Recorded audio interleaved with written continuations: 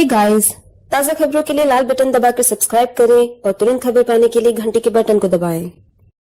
झुकती है दुनिया, झुकाने वाला चाहिए। यह सिर्फ एक डायलॉग नहीं रहा, बल्कि मध्य पूर्व की राजनीति में यह एक सच्चाई बनकर भी सामने आया है, जहां एक तरफ अमेरिका की ताकत, धमकियां और दबाव, तो दूसरी तरफ ईरान की शर्तें, रणनीति और सीधा संदेश।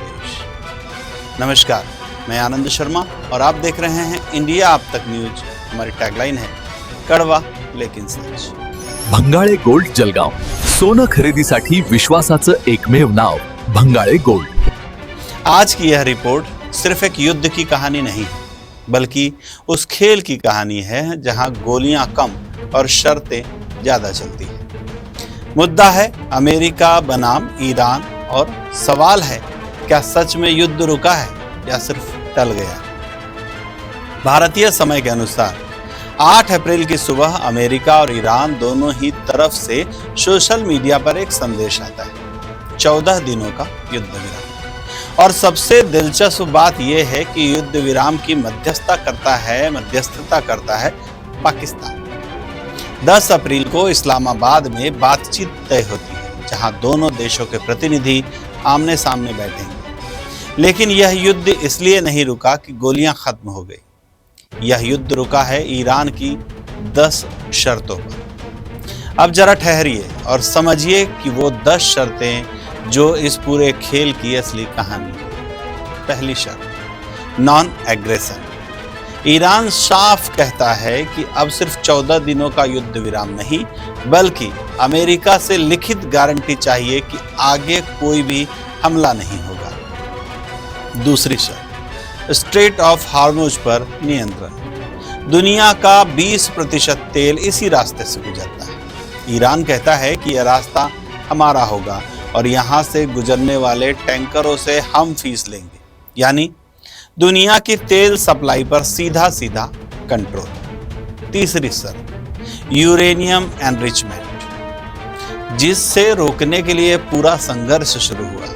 ईरान कहता है रोकेंगे नहीं, बल्कि अमेरिका इसे मान्यता देगा। चौथी और पांचवी शर्त, सभी आर्थिक प्रतिबंध को खत्म करना। सिर्फ प्राथमिक नहीं, बल्कि सेकेंडरी सेक्शन भी हटाने होंगे, यानी ईरान से व्यापार करने वालों को भी अब डर नहीं रहेगा। छठी शर्त, संयुक्त राष्ट्र के सभी प्रस्ताव रद्द। ईरान चाहता है कि उस पर बना अंतर्राष्ट्रीय दबाव खत्म हो जाए। सातवीं शर्त, इंटरनेशनल एटॉमिक एनर्जी एजेंसी के फैसले रद्द हो जाए, यानी ईरान के परमाणु कार्यक्रम पर निगरानी भी खत्म हो जाए। आठवीं शर्त, नुकसान की भरपाई।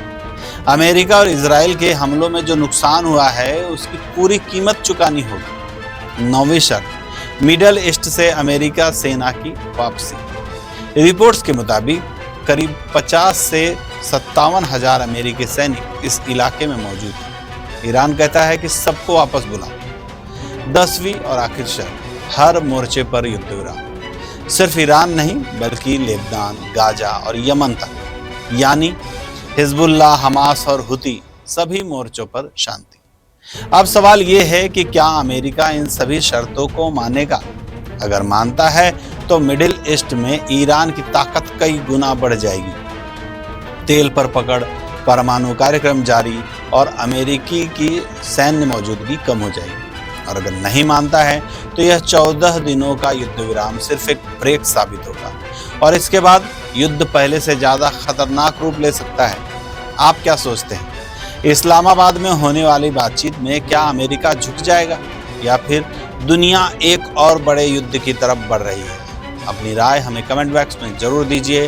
वीडियो को लाइक कीजिए, चैनल को सब्सक्राइब कीजिए और इस खबर को ज़्यादा से ज़्यादा शेयर कीजिए, क्योंकि हम दिखाते हैं वही सच जो अक्सर छुपा दिया जाता है। मैं आनंद शर्मा, इंडिया अब तक न्यूज से कड़वा लेकिन सच। जय हिंद। विश्वास सदियों का, विरासत अपनों की, हर पीढ़ी जिसे पहचाने, वो चमक रतनलाल सिवाफना ज्वेलर्स की।